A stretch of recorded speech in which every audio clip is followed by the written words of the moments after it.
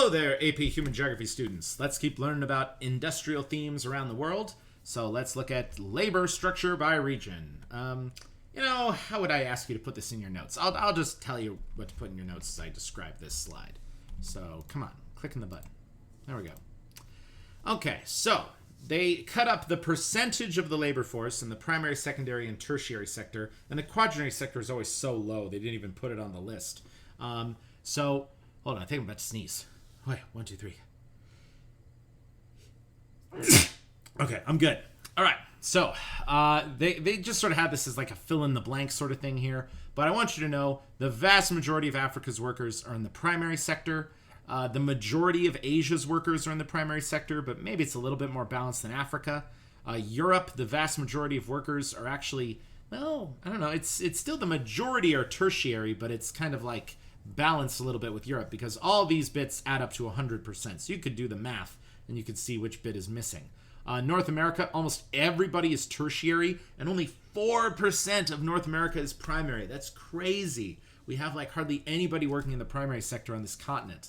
And then South America, it's pretty darn balanced. I think their secondary is like 18-ish%. So tertiary is actually the winner for South America. You probably didn't expect that. But yeah, that's labor structure by region. And this would want you to make it in little pie charts, but I don't need the pie charts. Okay, so what parts of the U.S. economy have changed the most since 1970? So here it is. This is some statistics that show you what percentage of Americans did what work. So 4% of all Americans worked in agriculture. That's kind of cool. In 1970, and by the time we get to 1998, only 3% work in agriculture. And this is probably even less today. If we look at construction, that goes way down. But look at manufacturing. This is the statistic I really want you kids to see. In 1970, 26% of Americans, a quarter of all Americans, worked in factories. But by the time you get to 1998, it's only 16% of all Americans work in factories. So where did all those jobs go? They went to China. That's the story. But when you look at services went from 26% all the way to 36%. So we really switched our entire economy from being about making stuff to about providing opportunities for people to show off a skill in some way. And this is why college has become so much more important as time has gone on in this country, because if you want to be someone working in some of the higher level services, got to have a college education. All right, moving on. Ba-bam. Okay, world literacy rates. So who are the winners? Who are the losers? Why is literacy important? Well, let's talk about why is literacy important. Literacy just means the ability of people to read. And if people can read, then they can do higher level jobs. They can record information on paper and spread information better. So literacy, super duper important. Okay, so let's see who's got it and who doesn't. Surprisingly, the former Soviet Union. I think the former Soviet Union is the winner in world literacy. The Russians really taught people how to read. And then if you get to Europe, like Spain and Portugal surprisingly have kind of low literacy rates. I mean, they're all still in the 90s. But most of the Western world's pretty good. But then you get to like developing Asia and sub-Saharan Africa, not a lot going on there. Latin America, pretty good when it comes to literacy. Good job, especially Chile. But yeah, Afghanistan, Somalia, Mali, Niger, those aren't looking great at all. Okay, moving on. All right, the North-South divide. This is a interesting concept and something that is hopefully really easy for you guys to visualize. But it's this kind of relatively easy cut. All you got to do is include in Australia in there. It looks like this cut went down and got Taiwan and Singapore as well. But for the most part, the top half of the world is where there's most of the wealth. And the bottom half of the world is where there's not a lot of wealth and not a lot of industry. And that's an interesting kind of reality. And I've heard a lot of interesting explanations for this, saying that like the warmer parts of the world near the equator, it's just kind of hard to develop big cities and to develop industry, and usually you got big like tsunami kind of rains and monsoons hitting you all the time. And maybe the weather's a little more stable in the north half of the world. And another interesting thing I want to point out to the class is the entirety of the landmass of Asia is above the equator. I think 70% of all land on planet Earth is above the equator. So it really makes sense that there's a lot more trade and production in the parts of planet Earth that are kind of laterally close to each other. So that's another interesting thing too. But look, is this idea not wholly correct? Yeah, this idea is not wholly correct. I'm going to tell you some counterexamples to this. The country of Dubai is doing real well. They're right there in the middle of the Middle East. Chile, Argentina, they generally do pretty well in a lot of things. And then China's the second biggest economy in the world, and these maps don't have China in it. That's kind of rude.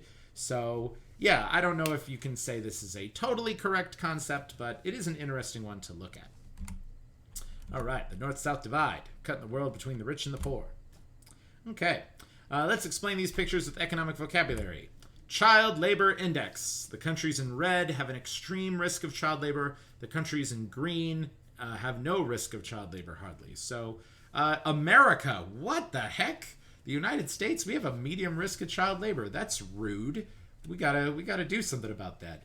But it looks like a whole lot of child labor is happening in Latin America, Sub-Saharan Africa, and developing Asia. These are the most challenging places in the world where more has got to be done to make sure kids are not being abused.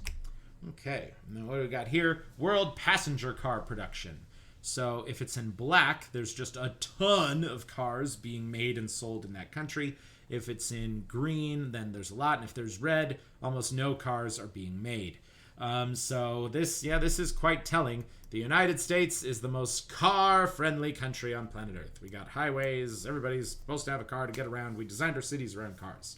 But I think almost in all of Africa, maybe with the exception of Libya, hardly any cars are being made or sold. Very similar vibe with South America and a whole lot of Asia. So cars are pretty important if you want people to get around in a quick, efficient way and to have a top-level economy.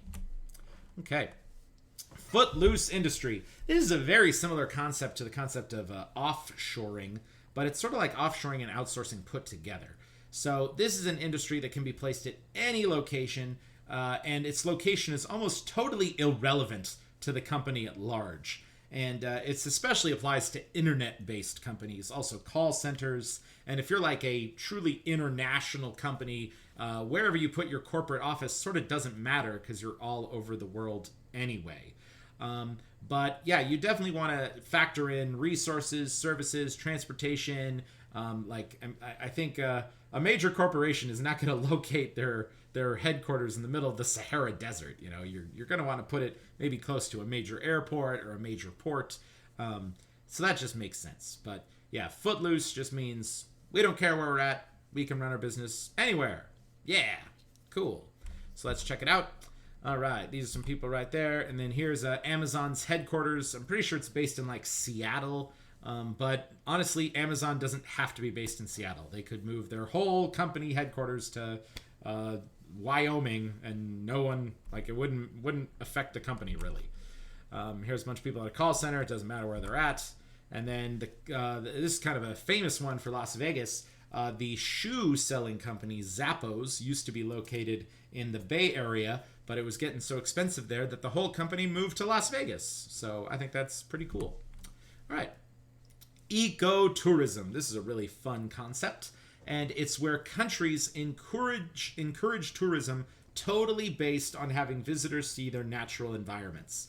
This is a really big deal in Costa Rica and Australia, and it's also just a great way to conserve your environment and to get people to come to your country and spend some money when you really just highlight, like, this country is saving so much of our environment for national parks, so people can come and enjoy those national parks and keep the environment going as long as possible. Yeah, great idea. To a degree, there's ecotourism in the national parks in the United States. That's kind of why we made that whole system. Here, Red Rock National Park. Is it a national park or is it a state park? I think, well, anyway, Red Rock's here in Las Vegas. That's kind of our version of ecotourism. And we're saying, you know, this is land that's going to be saved for all time for our animal friends and for nature so people can enjoy it. All right, cool. So, what do we got? Some statistics about ecotourism. It's a top moneymaker for 83% of developing countries. Ecotourism is growing 3 times every year, and ecotourism puts 95% of the money back in the local economy. Yeah, so this is almost an argument against developing your country. It's like, why don't you try to focus on keeping your country's natural beauty and encouraging people to visit and see that natural beauty, and that's the way your country can make money and your people can prosper. And that's definitely the strategy of the country of Costa Rica to a big degree. Okay, so here's some people checking out Costa Rica, ecotourism, all this cool stuff. And there's people saying a giraffe. What up, giraffe? All right. Now let's talk about, this is something you would never see in an eco-tourist friendly country, but the concept of acid rain. Ugh, not great. So it's an environmental effect from pollution that causes rainfall to become corrosive and damage buildings and trees. If you just have like a ton of soot and just chemicals and garbage that you're pumping into the air from factories, that stuff can kind of mix with the cycle of condensation and making clouds, and eventually those clouds can rain this terrible stuff all over your environment and cause some pretty terrible damage. So not good at all. Okay, let's check out what acid rain can do to certain countries. So yeah, the pH scale, you want water to be generally clean, generally in the middle of the scale, but if you start going too far in both directions, you're going to get some nasty stuff. So yeah, this is how the acid rain thing works. Factories are putting crap into the air, it gets into the clouds, it causes some trouble for our nature friends. So this statue of a lion, you can see that the lion has sort of melted over time, and it's probably because it got hit over the years with acid rain. Here's the effects on the Taj Mahal, that famous building in India, and the Taj Mahal used to be white. Now today it's kind of gross yellow, and it's because it keeps getting rained on. Super gross. Here's an outdoor statue of maybe George Washington, and I'm sure when this statue was originally done, it was very detailed and proper, but over time, acid rain has started to break it down. And then, here's a statue of some kind of Christian symbol outside of a church. You can see her face literally melted off. Ugh, gross. Okay, acid rain, it hurts our tree friends, stunts the growth of trees, and there's acid rain damage throughout a forest close by a factory town. So there's definitely bad effects from industrialization as well. Okay, the Great Canals. I don't know why I have that zoomed in that way. Whatever, I'll leave it here. The Great Canals. The two, and possibly third, greatest changes to the natural world so far, they've been the Suez Canal, the Panama Canal, and the underdevelopment Nicaragua Canal. So I need you kids to know where these canals are in the world, but they are the largest modifications humanity has ever made to planet Earth, because we literally cut waterways into continents and connected oceans that were otherwise not naturally connected. So let's check them out. All right, here's the Panama Canal. You'll find this in the middle of the country of Panama. And for the most part, you can get through the Panama Canal pretty easily. I mean, there's this big giant lake in the middle of Panama that's kind of half the distance. But the problem is there's this big mountain right here. And the way that we get around the mountain is we built these things called locks, where ships could sail through, and they kind of go up and up and up the lock, and that's the way they get over entire mountains. It's pretty cool. Yeah, here's a little map right here too. It shows you sea level and how the locks bring ships up and over the country of Panama. Okay, let's talk about the Suez Canal. So the Suez Canal was the first of the major canals, the Panama Canal being the second. And the Suez Canal was finished about 150 years ago, about then. And something really cool, in February of 2016, they finally finished doubling the size of the Suez Canal. So now the Suez Canal is just massively huge. It's massively deep. The biggest ships on planet Earth could get through the Panama Canal and have room to spare. Because for most of my life, the Suez Canal was kind of under this remodel, and only like half the ships could even go through it at the time, so it limited world trade. But now world trade can just be like super awesome with the developments of the Suez Canal. So let's check out how awesome this super canal is. And this is definitely the most used of the major canals in the world, for sure. All right, here's one of America's aircraft carriers sailing through the Suez Canal. Here's some more ships sailing through the Suez. Welcome to Egypt. Yep, because it just cuts through the country of Egypt, and it connects the Red Sea to the Mediterranean Sea. So this is just a really fast way to get around Africa. Okay, because the old route, you had to go all the way down South Africa and then back to Europe, but now you just sail through the Mediterranean Sea, boom, you connect to the rest of the world. And, I mean, I've actually heard the argument that the Suez Canal sort of cuts out sub-Saharan Africa from so much of world trade. So in that way, it's like not a very good thing for Africa, but it's a great thing for trade, especially between Europe and China.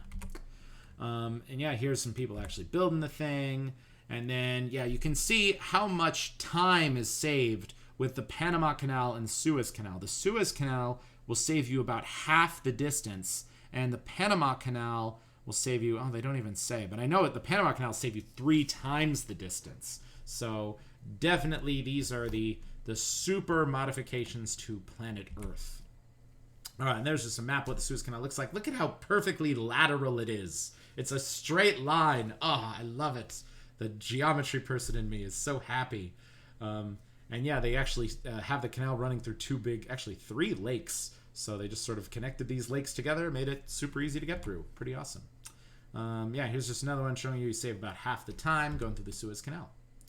And, oh, here's just a little bit more about the Panama Canal. Oh, yeah, that's what it says. Yeah, it is about 3 times the distance. So here's some people going through the locks of the Panama Canal. Here's some ships waiting for their chance to get through. Here's a bunch of ships waiting outside of Panama. You see them all on radar, being like, okay, when's our turn?